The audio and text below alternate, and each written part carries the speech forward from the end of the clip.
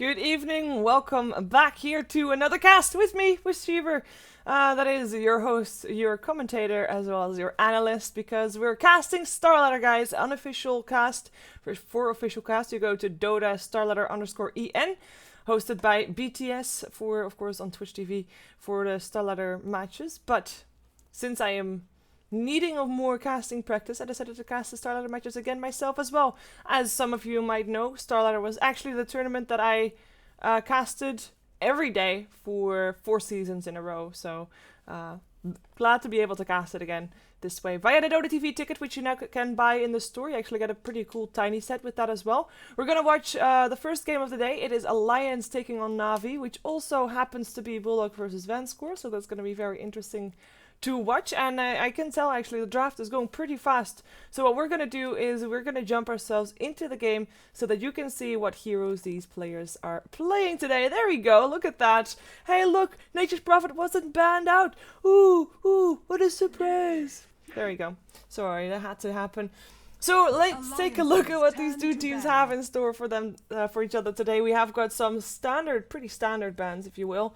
Razor, Brewmaster, as well as the Bedrider and the Lycan still removed from the pool.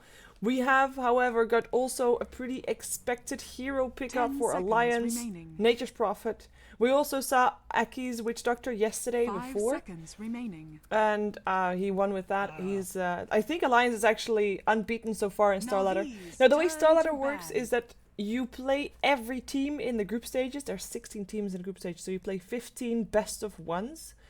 And at the end of the season, the team with the most wins gets to be on top of the list, and then the top 4 will make it to the LAN finals, the top 4 of the online group stages. So you can drop a game here or there, but having a good start is already pretty important, especially after TI.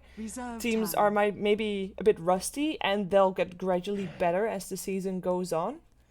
So it's good to have a good start, so you can maybe drop some games later on if teams develop some form of chemistry that they didn't have at the start of the season, stuff like that. So Alliance doing really well. Na'Vi also not doing bad. This is actually one of the matches that I think a lot of people were looking most forward to.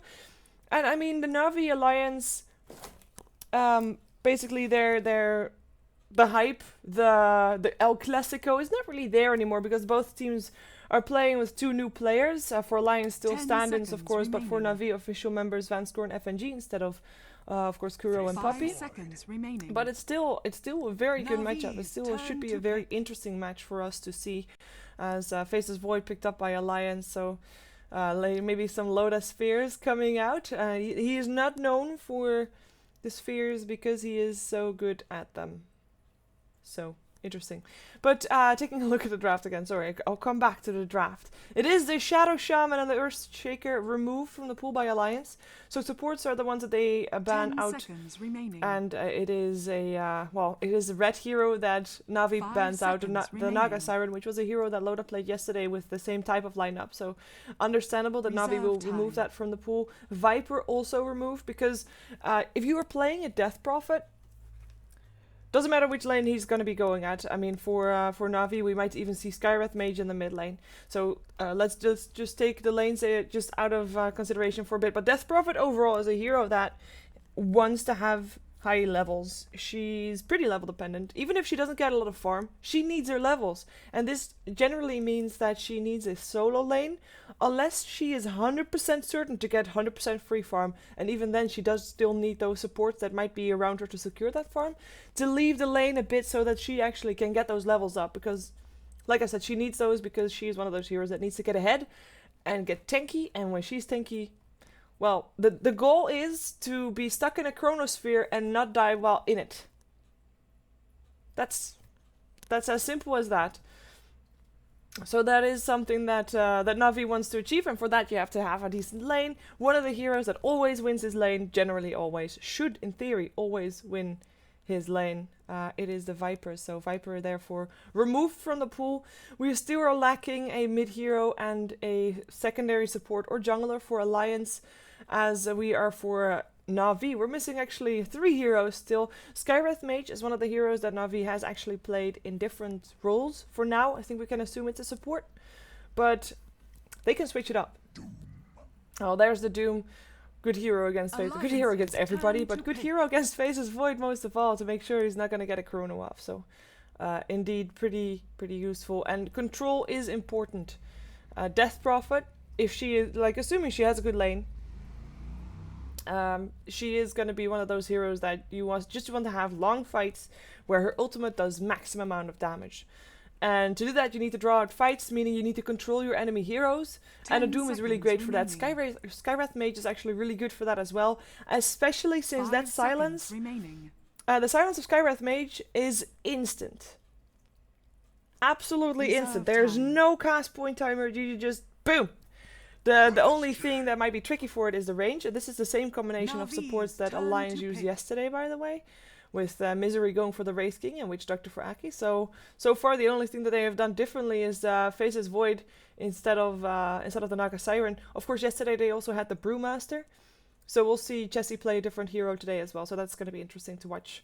But going back to the Skywrath Mage and his silence, if you have Quick Cast on, which I'm sure everybody has seen the video of Waga by now.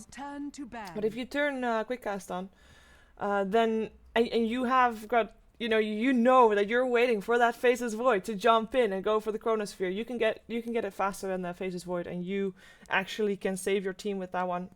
And you can do it from a pretty long range as well. So Witch Doctor, for example, if he's done his ultimate, Skywrath Mage, he can either silence. If he doesn't have a silence, he just places a Mystic Flare over the Witch Doctor, and that might be enough to kill him off also, because Witch Doctor, he moves away, so the ultimate stops anyway, or he dies.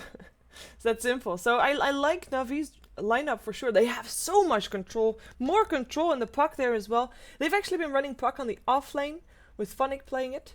So that leads me to believe that puck off lane, Death Prophet in the middle lane, Doom, perhaps jungle, perhaps safe lane. Maybe they want to switch it off with Doom on the off lane, puck mid, Death Prophet safe lane. But they basically, with the three heroes that they have here in the mid part, with the Death Prophet, Doom, and puck,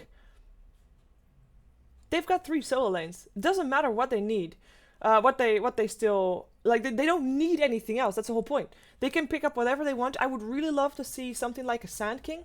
10 seconds what else would I like to see? Sand King is a nice one to have for Na'Vi for more control, and actually some stuns as well, because they don't really have any stuns. They just have control in terms of silences and stuff. So a stun would be nice to have. I'm also thinking maybe Vengeful Spirit, go for early aggression, and that's actually a hero that for example, Vanscore plays a lot. Alliance, Invoker! And this is actually really nice to see, because I think we're going to see a Chessie Invoker. And Invoker is a hero with a very high skill cap. So if there's any game that you want to judge Chessie on, if there's any hero that you want to judge Chessie on, this is a really good one to see what he can do. Reserve time. And as Okiak says in the chat, it's interesting. It's really a tricky hero to master, because there's so much. Oh, are we kidding me? Well, they have got a disable, I guess, with Overgrowth, but I'm not too happy with the Train Protector. I was hoping they were going to go for something more aggressive, but they're just going to go for passive control, and maybe a bit of ganks. Like Vanscore right now on the Skywrath Mage is the only one that can actually make stuff happen early game. Treant, he's just going to keep the rest of the lane safe. I was really hoping for some early game clashes this game, but it looks like I might have been misled, because we know that Alliance likes to rat and delay games and just split push their way to victory. Na'Vi knows that they cannot get tricked into fights, into ganks, because even though I just said that they like passive games, they're not afraid to respond and actually fight. At the same time, we also have oh yeah, still have colorblind mode on, guys. Sorry if too many people hate it, and I will turn it off. Oh, it's snowing as well. But it's fairly passive when you pick up a tree. When you pick up a tree, it is. I like that he has boots first.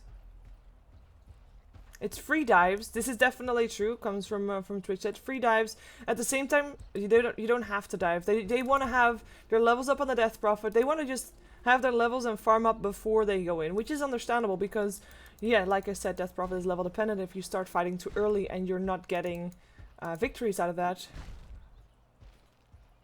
Oh, bye FNG. That was ultimate bait, stun coming out, and that is one dead tree. Boom. First blood on the board. Chessie takes it home, which is very nice for a solo mid hero to have. And that was Bulldog's bait with a treant. And the smoke working out.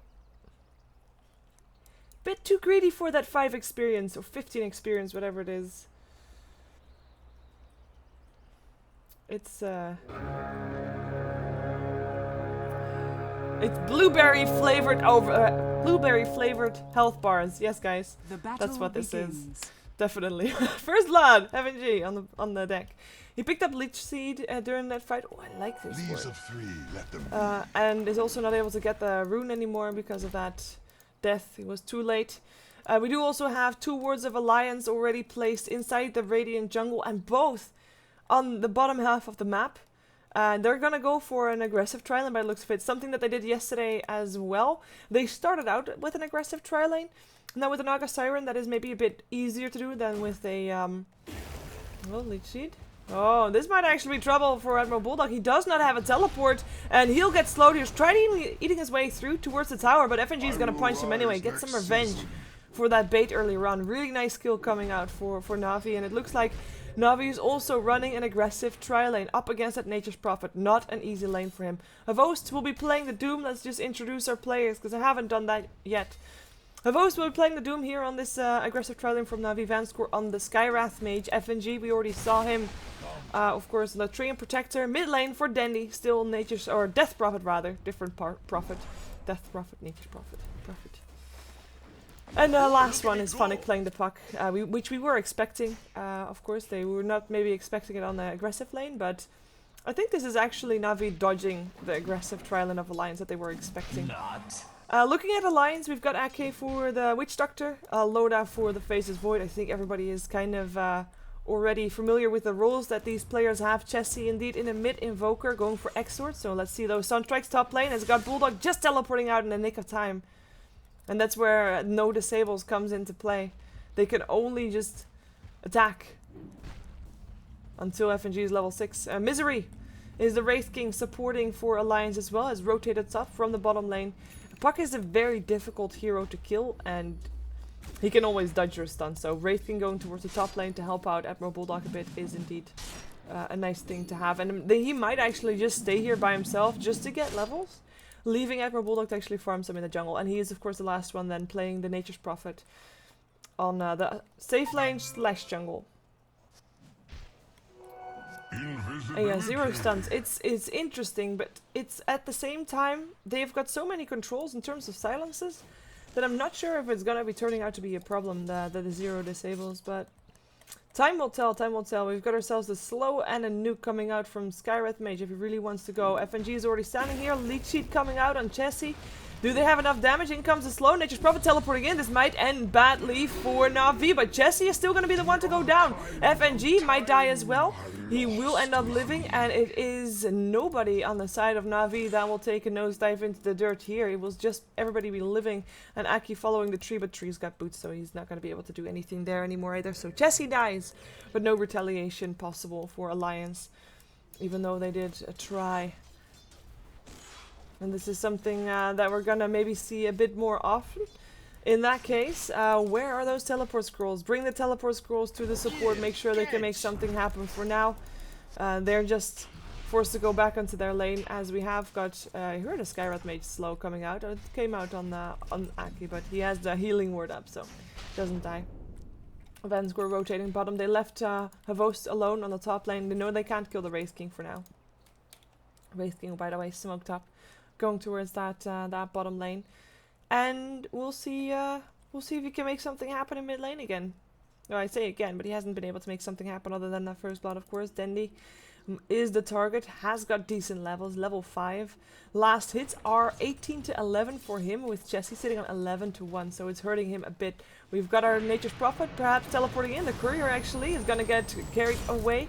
Dandy himself though living, and a Leech Sheet coming up on Misery. It is Misery That will fall here, and Chesty not able to do anything about it, and might actually be in trouble himself. FNG not gonna try and walk him down, and with those quest charges up, Chesty is actually a bit more tanky than he otherwise would be. At the same time, Loda is still free farming for Alliance though, so even though Alliance is not doing very well on their mid nor top lane, and top lane is actually really abandoned at this point, actually. Misery just comes back top. They're still doing really well for this Faceless Void, who is indeed a hero that can do things by himself. Bulldog tried to go into the Radiant jungle, and he is gonna pay for that, getting healed up a bit, but is it enough? Funnick is coming back. Sunstruck not gonna hit. Cold Snap coming out. Funnick still wants to take the kill for Bulldog. Can he make it happen? Jumps forward. Has a silence. One more hit needed. He can get it, but he will also die himself. At least he gets something in return for that. Ends up being a trade, which at this point is a favorable trade for Alliance, as a Nature's Prophet is easier to get back into the game with than a Puck. So I said at the start of the game that I was thinking things were gonna get passive. Dire's I top was tower wrong. is under I like attack. that I was wrong though. Sometimes that's a good thing, me being wrong. Dire's structures are fortified. And with the first acquisition level 6, not wasting any time. First fortification also used, and I mean, then he's not gonna get the tower, but next time he will. Next Dire's acquisition middle that is. tower And Chesty is under can't do attack. that much apart from trying to help out with Sunstrikes when his teams are fighting, and he just needs levels and experience, and he's actually getting himself something brought over now. Okay, he's still going for Hand of Midas. An Invoker is a hero that you Dire's typically middle go for tower Hand of has Midas for, fallen. not for the gold, but for the experience, because you're also a very level dependent hero. And then especially if you're maybe shut down a bit on lane, you need that experience. And it's turning into a recovery Midas. And then you need heroes to keep you in the game. Heroes to delay the game for you, which in this case would be Misery. I think most of all, he has actually been getting decent levels. Faceless Void is also a hero that keeps you in the game, because he can always make something happen. Let's see, Vos, can he actually escape? I don't think so, nope. Living Armor, not enough. In still comes the Doom though, goes up on Loda. FNG goes for Leech on Misery though, and he has got a stun. Silence up for the moment, but they're still going in. Bulldog can be here if he wants to, he's teleporting in. We also have Dandy here though, Misery, not able to do anything anymore, and the Chronosphere comes out for Loda, the first one of the game, able to kill a Van score, and now thinking of going away again as Aki runs away. The Sprout catches both Dandy and FNG, and that will allow Aki to run. That will allow the rest of Alliance to get into safety, and them ending this fight with a trade in favor of them, as they were able to take down and the Doom, as well as the Skywrath Mage in that first Chronosphere of Loda that he had on the mark. 3 heroes top for Na'Vi though. They're not done just yet, and they're gonna go for this. Loda is gonna be a target. He's already dead. Looking for the next one. Misery has got a stun. Not having an ulti. He will drop here too. And with that, perhaps they can get a tower as well. I mean, Exorcism is up. There is not enough mana yet though, and I'm 4 seconds until mana boots. There we go. That's gonna be enough to maybe get an Exorcism out and perhaps take down a tower. And in that case, that trade does not go in favor of Alliance anymore, because towers are something that they dearly want to hold on to. And won't be able to, because Death Prophet. Death Prophet sitting on an involvement rate of 5 kills out of the 7, by the way. That's pretty impressive, considering this was the first time that he left the lane. In the meantime, the middle tower goes down as well. Vos was able to do that one. Actually, did he get the last hit for that? That was before this already, so we don't know. We don't know. That's a shame. But the tower still goes down. 2 towers down. Alliance not getting anything in return. They're needing to delay the game. Still.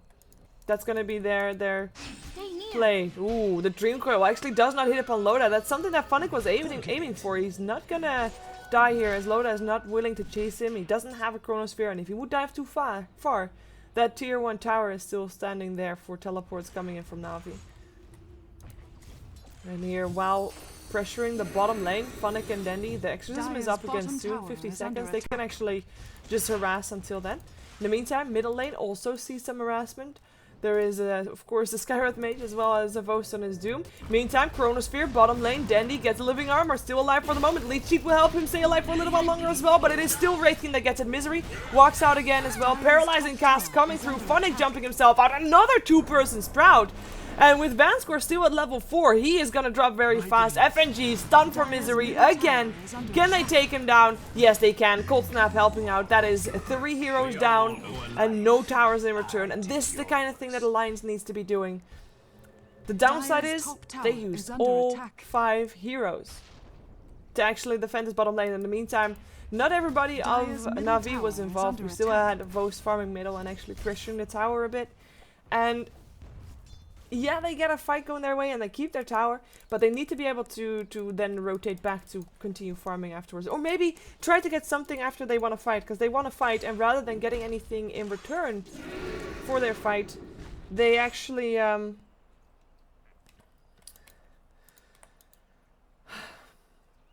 well, they actually don't get anything in return. They just defend what they have, which they should be able to do anyways. If that makes sense. Yeah, it does. They always make sense. Or at least they always make sense to myself. That's a good one. Yeah. So Exorcism is up again. This time Alliance is not going to be able to defend because there's a 50-second cooldown still on the Chronosphere. Loda continuing to farm.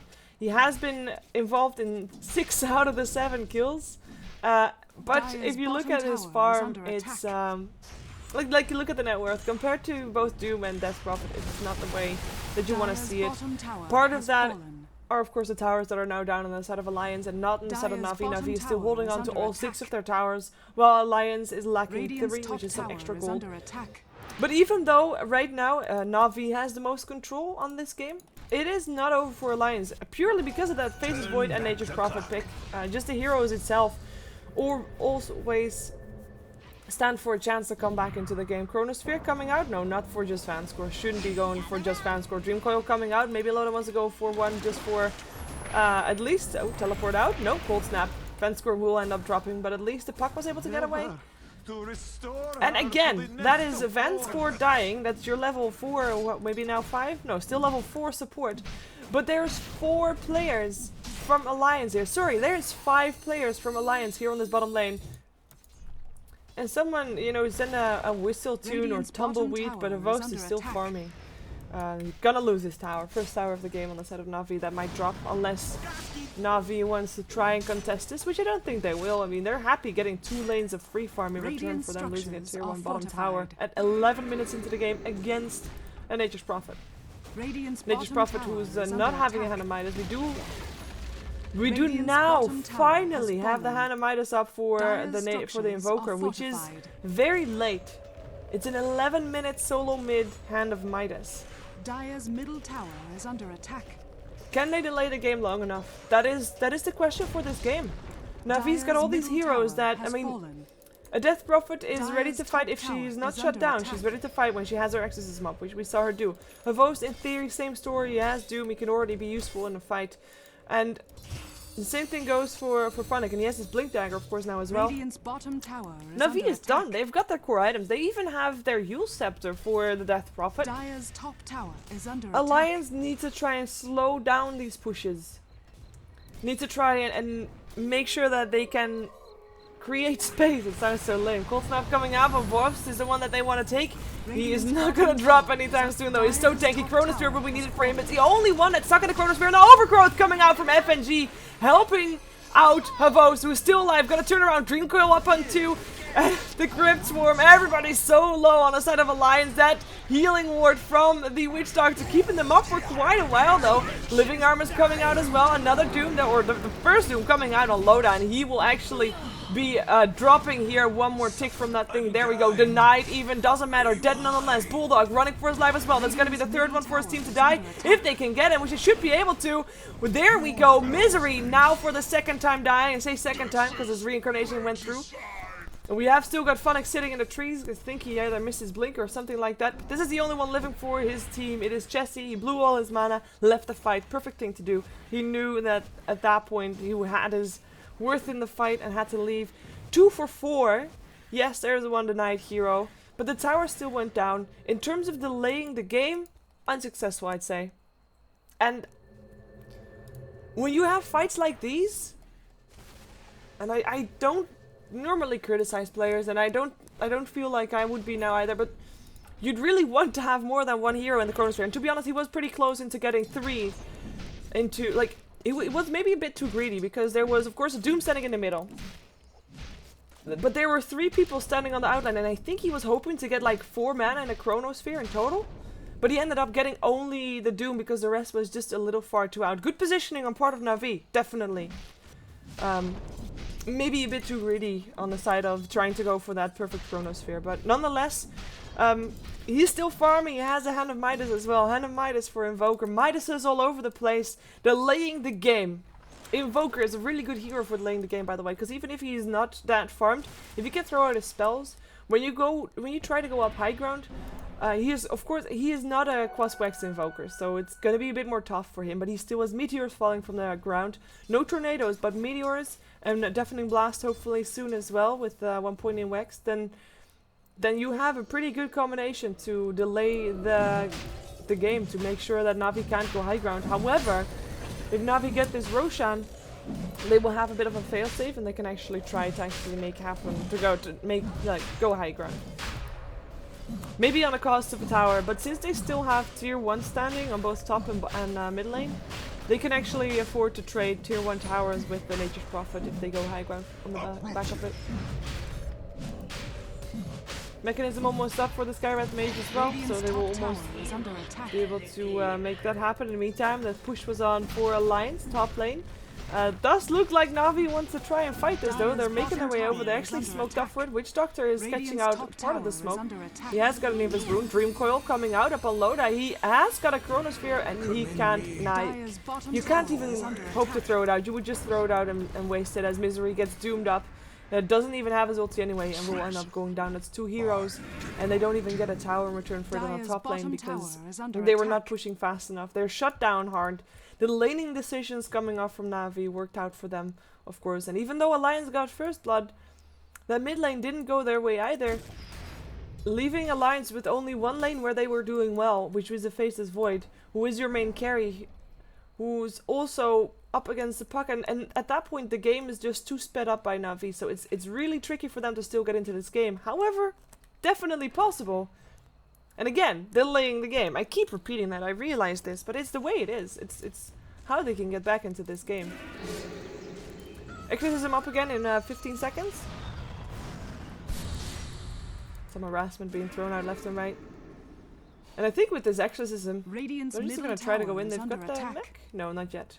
70 gold for mech, 60 goldish. It's got Jesse coming back towards mid lane as well. And he now has got 1 point in Wex, so he's got his Deafening Blast and Meteor. Exactly what he needs to make sure that he gets kills going his way. There comes the Exorcism with the creep wave indeed, as expected.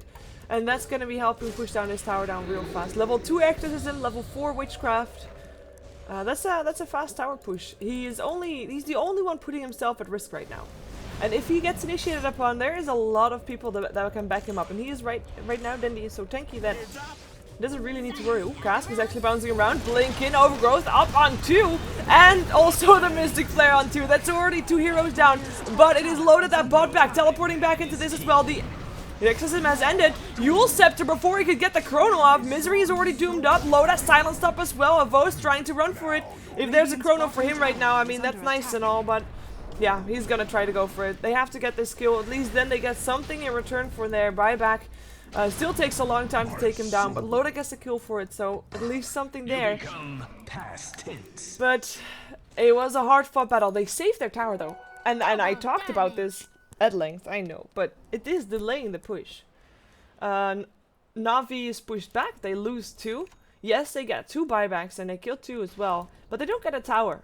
And towers are like, you can't build your tower up again while you can still have your buybacks up and stuff. So if that makes sense. It makes sense in my head. As I said, if things make sense in my head, that's all that needs. Pause coming out soon.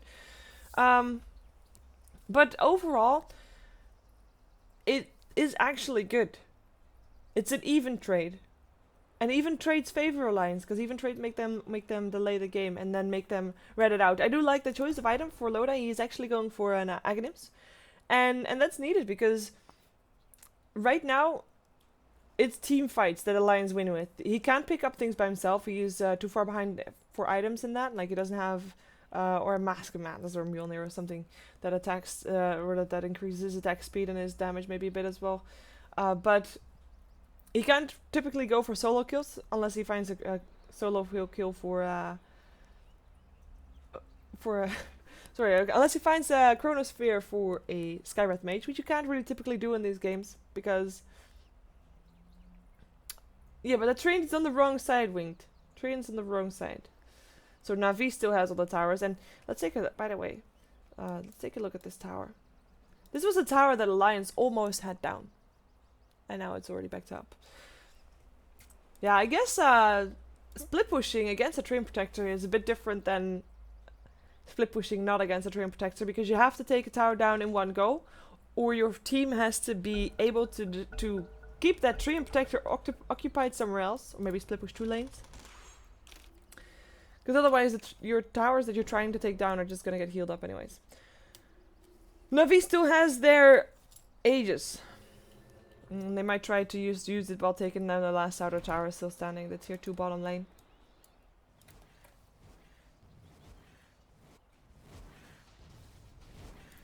In the meantime, it's farming time for Alliance. It's all they can do. It's for their point of view, this is reactive Dota for them. All they want to do, all they want to go for, is just try to keep this line even or have it go down. But for now, they'll settle with even, meaning that they can farm at the same rate as Na'Vi, and as long as they can delay the game as long as possible, they'll have a chance. Experience graph is, by the way, a lot more even. And the reason for this is that Alliance, of course, has those Midases. That's why you see it go down maybe a bit again. And it is the Na'Vi that is fighting with 4/5 all the time. I mean, in that their experience is split between that amount of people. And they get a bit less from that. So the difference is very little in terms of experience. Tier 2 tower not getting traded for tier 1 just yet. And they have to kill this fast if they want to be in time to defend up tier 3. It looks like they're actually living armor coming out again as well. The tower will go down though, will be the tier 1 tower dropping. But they have to come out. Fortification was used for this one, so fortification for tier 1 top. Good trade for Na'Vi. The exorcism ends again. They did a bit of damage to the tower, and to be honest, they're quite happy with Na'Vi's probably quite happy with this result. They got a tier 2 of course as well, so that's a free tower right there. Funnick at the same time. I mean, that's also one of the problems. If you're grouping up as 5 all the time, you're kind of slowing down farm. The item progression of Funnick has not been as great as it could have been if he was still solo farming, but this is good for Alliance. It's buying time. Buying time is all they need to do. Making sure they make it to late game. Mjolnir picked up by Bulldog, making sure that he can split push a bit more. It's an okay game to be split pushing, apart from the Treant Protector, in terms of getting the waves going your way and getting picked off, most importantly. It is not that dangerous. The one that you have to worry about is of course the Puck, who can blink after you wherever you are. If you're gonna TP out in a Sprout, he can blink into the Sprout, or he can silence you outside the Sprout. But overall, he is it's a pretty decent game to be split pushing, apart from that Treant Protector, which, by the way, FNG might have died for First Blood, but he has been having some nice plays. We've seen, of course, a lot of clutch living armors coming out, but on top of that, he's been managing to farm up a Blink Dagger, which is amazing, because Overgrowth, I find Overgrowth one of the underappreciated spells. But his Overgrowth have been really good. Of course, the one in the top lane when they were fighting inside the Alliance base, when he got 2 on top of each other, where the Skywrath Mage could land a Mystic Flare on, was a really good one.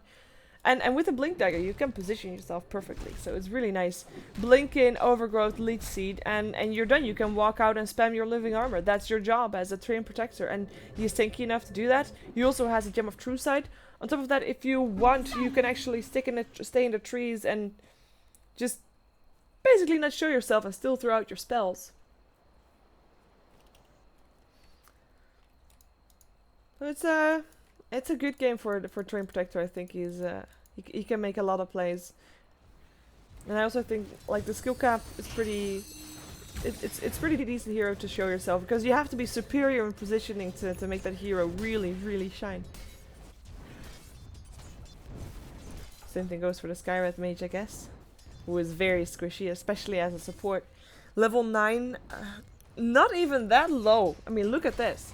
We have 2 level 8 supports still standing on the side of Alliance, so in that regard, he's actually doing quite okay. But he's not getting any new health items. He only got a mechanism. He's sitting on 1k health, which is really not that much. 1k health with, well, I guess with the 5 armor coming out from his mechanism. That's nice enough. But he is he's still pretty squishy, if you wish. if you will, rather. Not as squishy as the Witch Doctor, though. Poor guy. And you know what the most frustrating part is about being a Witch Doctor in a game like this? At some point, you would love to have an Aghanim, so you can just, you know, there's gonna be this perfect 5-man Chronosphere, and as a Witch Doctor, you just dream about getting that perfect ultimate with your Aghanim Scepter and helping out. Ooh. I have a Ward of the High Ground. He just revealed that he has a Ward of the High Ground as well. It's normally not really smart thing to do. At the same time, Alliance, they have a tough time in getting map control up because of that ward of FNG, who is, as we speak, checking out ward positions. But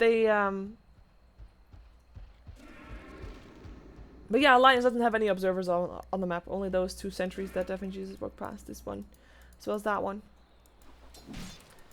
In the meantime, Aghanim Scepter is completed for Loda, so they can at least have that. Also means that they can fight more often if there is indeed a push on the base. I mean, the exorcism cooldown is 115 seconds, which is basically, as Na'Vi, you want to fight with your exorcism up. That's and if it goes away, you go back. It's that simple.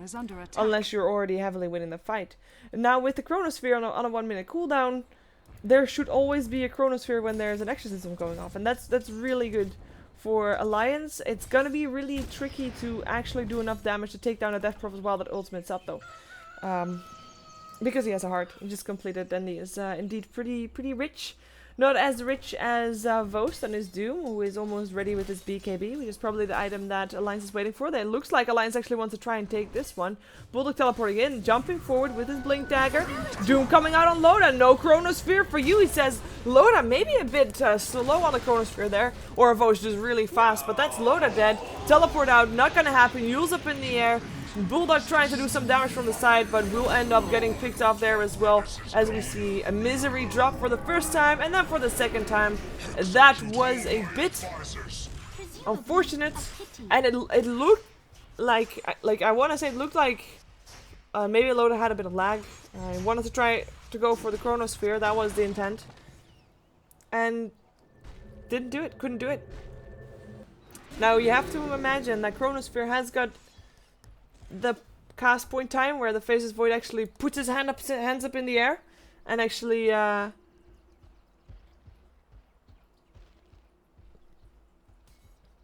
puts his hands up in the puts his hands up in the air and actually throws the Chronosphere out. But Havo's so fast. Doom. Boom. Structures are fortified. So with well, the Chronosphere is up and everybody's up again, so let's see if they can make something happen. The Exorcism is up as well though, and like I said, you don't typically want to fight inside that Exorcism. It's painful. It's very painful. And then he feels so tanky right now. He's standing in the front lines. Knows that if he's a Chronosphere on just him, Chronosphere coming out, that's a good one. Up on 3, Sunstrike coming out as well. They want to try and take down Denny. Look at the damage Loda has taken though, and the overgrowth from FNG, making that Loda couldn't do that much more. It is Misery that is already dead again. Chessie being chased forward, gonna get picked off there. Havost with a double kill. That is buyback for Loda, buyback for Misery, and buyback for Chessie. And Witch Doctor never died, so he might still have to buy back. Getting silenced up, slowed up as well. The damage is gonna be there to take him down with the leech sheet coming out. Loda doomed and dead again after buying back. G is the call. It is Na'Vi that will remain undefeated here in StarLadder. And it is Alliance that will take their first loss here for the round robin group stages. Na'Vi beat Alliance in the StarLadder match. Thank you for watching. Thank you for supporting if you do. And let's see our next game, because I'm not done yet. So cool. We're gonna go for the second game of the day, which is gonna be the top secret team taking on Next KZ, or now known as X Game KZ, but I think more people still remember them as Next KZ. So should be a good one as well. Make sure you stick around. Official starting time of the game is only 30 minutes from now though, so I'm just gonna talk to you a bit or something. Yep, that's what I'm gonna do. Anyways, I'll be right back because, you know, that's what I do. I'm here. I'm here for you. Woo. Oops. Come on.